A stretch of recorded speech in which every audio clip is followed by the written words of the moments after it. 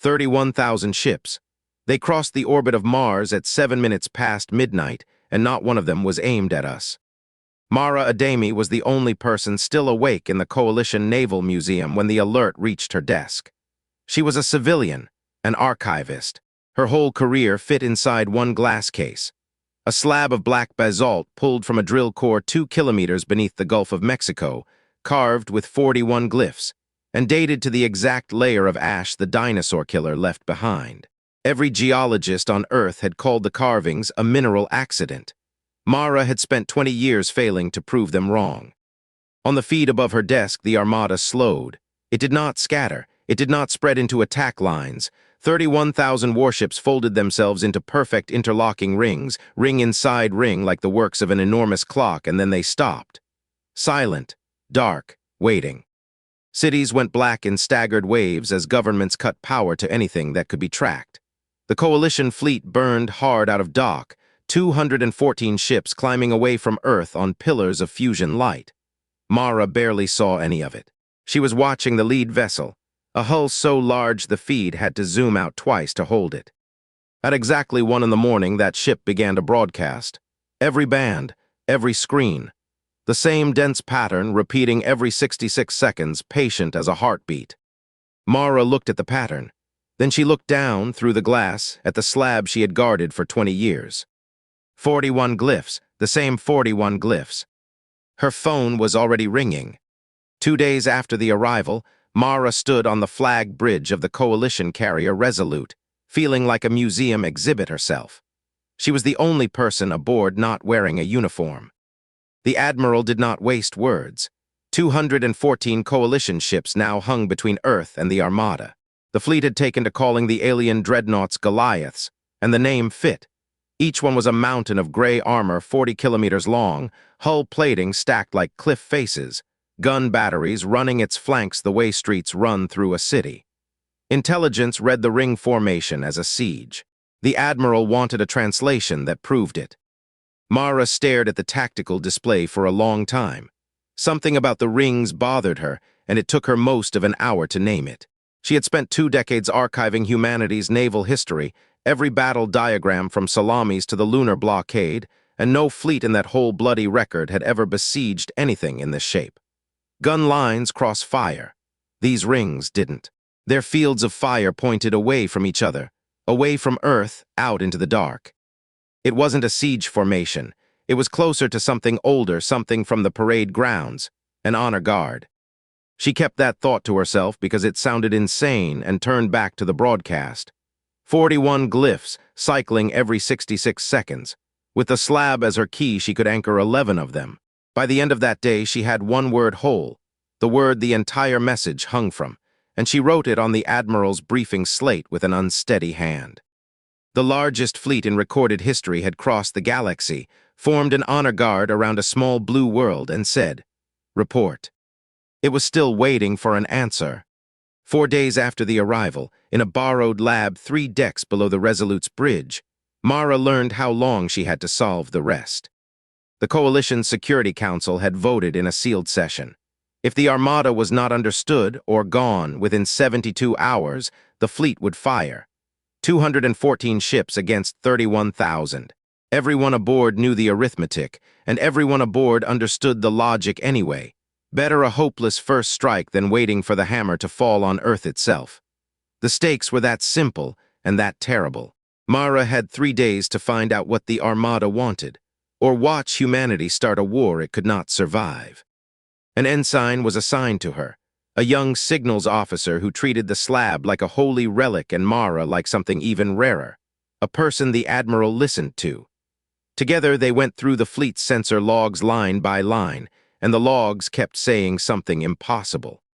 The Goliaths gave off no heat, no drive wash, no reactor bloom, no whisper of life support venting into vacuum. Ships radiate. These didn't, and their armor under maximum magnification was wrong too.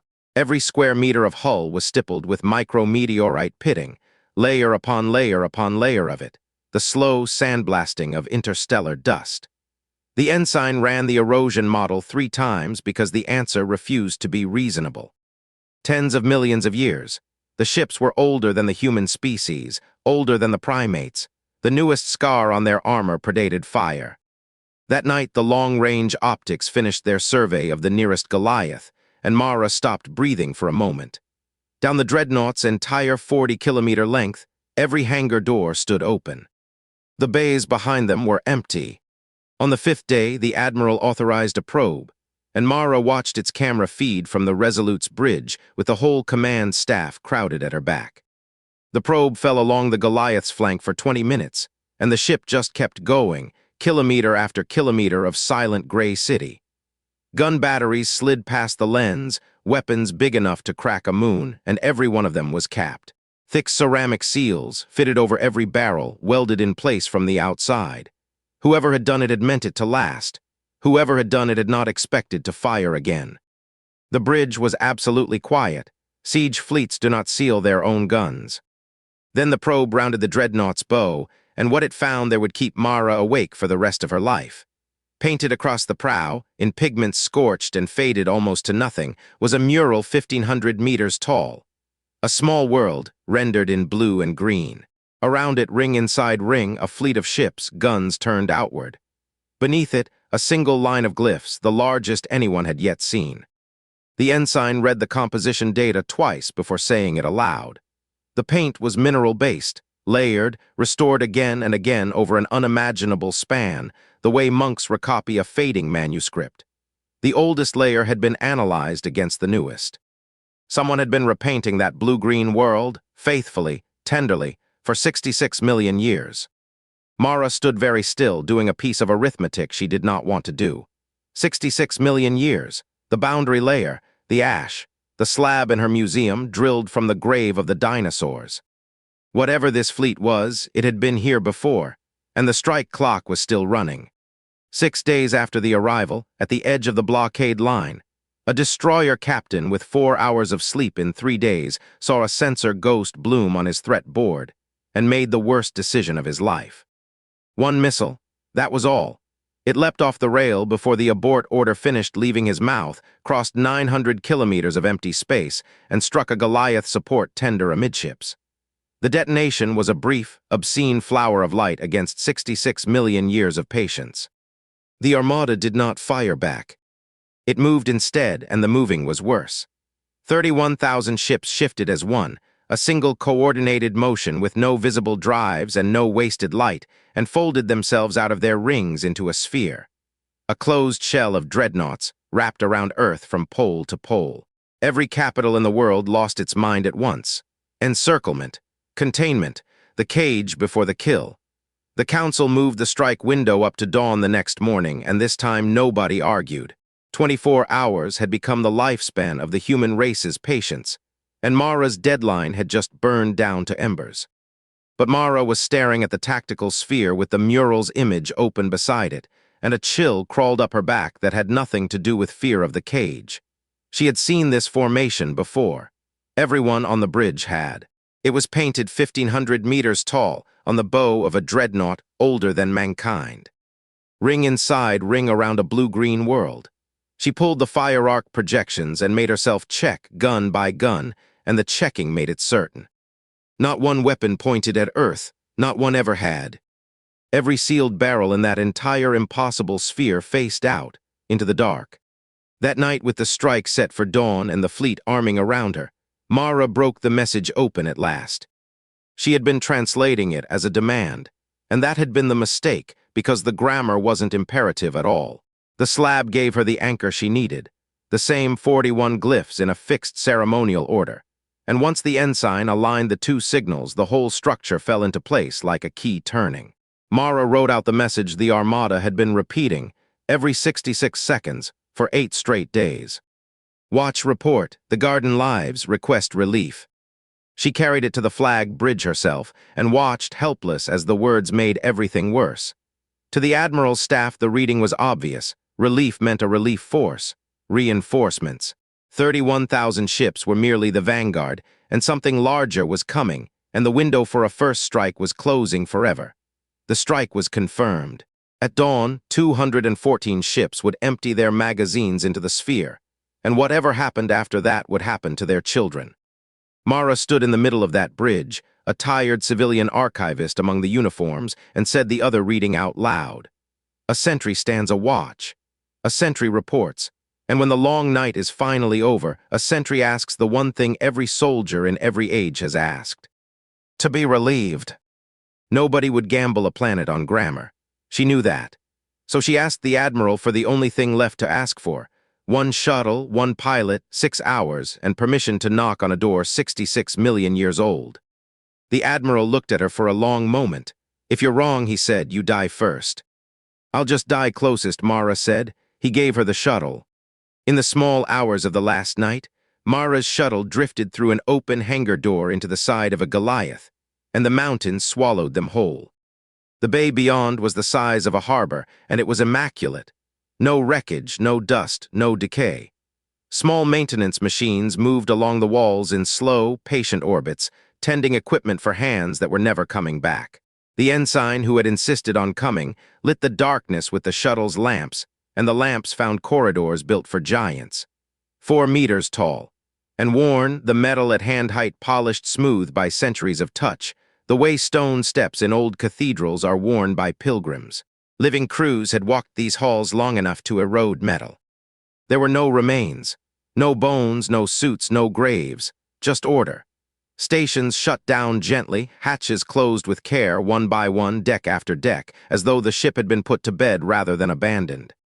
They walked for an hour before they found the bridge, and the bridge made Mara's eyes fill without her permission. One entire wall, 100 meters of it, was light. Line after line of glyphs, stacked in disciplined columns from floor to ceiling, scrolling slowly past. A log. 1 entry per year, in the same steady hand of the ship's ancient mind. The garden lives, nothing approaches, we hold. 66 million entries. Mara stood before the wall of a watch that had outlived its watchmen and gave the builders the only name that fit: the Wardens. At the base of the wall, one chamber remained sealed, marked with glyphs she now knew meant final entry. The ensign cut the seal. Inside was the answer to the only question that still mattered: why they had never gone home. The final entry was engraved, not displayed, cut deep into a tablet of the same black basalt as the slab in Mara's museum, and she read it kneeling on the deck of a dead ship while Earth's guns armed behind her. 66 million years ago, something had attacked the garden, not a stray rock, a barrage flung across deep space at a young world thick with life. The Warden's fleet had met it at the outer marches and broken it, killing shot after killing shot burned down short of the target, until the last one slipped through their thinned line and fell upon the garden in fire and winter. The great reptiles died. The world nearly followed. The fleet that saved what remained was too mauled to pursue and too far from home to matter, because home, the entry said with terrible simplicity, was already gone. The garden's enemy had been theirs first. So the last of the Wardens gave the only order left: stand the watch. Guard the wounded garden until it heals, until it wakes, until it speaks.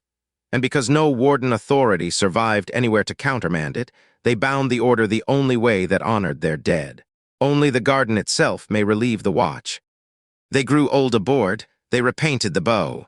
They died, one by one, and the ships kept the vigil for them. 66 million years of the same faithful entry. Until a century ago, the garden began to whisper in radio, and the fleet stirred, and waited politely for us to grow able to answer, and came. Mara knelt there, understanding at last what was being asked, and then the ensign said the thing that turned understanding into terror. 40 minutes to dawn. The hull was shadowing their comms. And the relief protocol ended with a glyph Mara had never once managed to translate. Dawn came on over the Pacific, and 214 human warships opened their gun ports in a single rippling line of light. Aboard the Goliath, Mara stood before the log wall's response port with the slab's 41 glyphs arranged on her tablet and her heart slamming. This was the whole of it now. If she was wrong or slow or ungrammatical, the strike went in, the sphere answered or didn't, and either way the story of her species turned to ash. The ensign counted the minutes quietly, voice steady, and Mara began the oldest ceremony left in the galaxy. She keyed the glyphs in the slab's fixed order, and the wall answered, line by line, 66 million years of discipline flowing down to a single point of light that waited on her next word. Watch report acknowledged. The garden speaks. Then the protocol reached its final line and stopped. And there it was, the one glyph she had never cracked, blinking, demanding, while dawn crawled across an ocean 400,000 kilometers away. And standing there, Mara finally understood it, not through linguistics, but through every naval log she had ever archived. A sentry is not relieved by a word. A sentry is relieved by another sentry. The glyph was not a term. It was a signature. The relief must name itself, and in naming itself, take the watch. Mara Ademi, civilian archivist, thought of her whole species for one long second and signed. Humanity relieves you. Your watch is over. You are relieved. The sphere ignited. 31,000 dreadnoughts flared at once, stem to stern, in the blue and green of a painted world, rendering honors across the whole of Earth's sky. And on 214 human bridges, every firing hand froze at the sight of it. The guns stayed silent, and the log wall printed one final line. 3 weeks after the arrival, Mara stood in her museum and watched the armada leave the way lamps go out at sunrise. One by one, unhurried, 31,000 ships folding away into the dark between the stars. Going home, the final log entry said. 66 million years late and going home. They left two things behind. The first was the flagship. It holds a polar orbit above Earth to this day, silent and open, its corridors lit for smaller visitors, its log walls scrolling gently through the longest record of duty that has ever existed. People make the journey up just to stand in front of it. Nobody speaks loudly there. The second was a handover packet, transmitted in clean, patient glyphs in the Armada's final hour. Star charts, watch protocols, and a bearing out beyond the charted dark, marking the direction the sealed guns had faced for 66 million years. The Warden's war had ended, but the enemy that killed their home was never confirmed destroyed. A sentry reports the truth. The truth is, nothing approaches. The truth is also, something somewhere once did. Humanity argued about it for exactly 11 days, which the historians now call restraint. Then we laid down the first keel of the first watch ship ever built by human hands, pointed her bow along that bearing, and gave her log its opening entry in 2 languages, theirs and ours. The garden lives, nothing approaches, we hold. Mara went back to her glass case and her basalt slab, and added a small plaque with the translation she had chased for 20 years. Visitors read it and go quiet, and she understands why. 66 million years of unpaid duty, repaid with 3 words. It feels too small. It always will. If this story stayed with you, subscribe. A new one leaves Earth every day.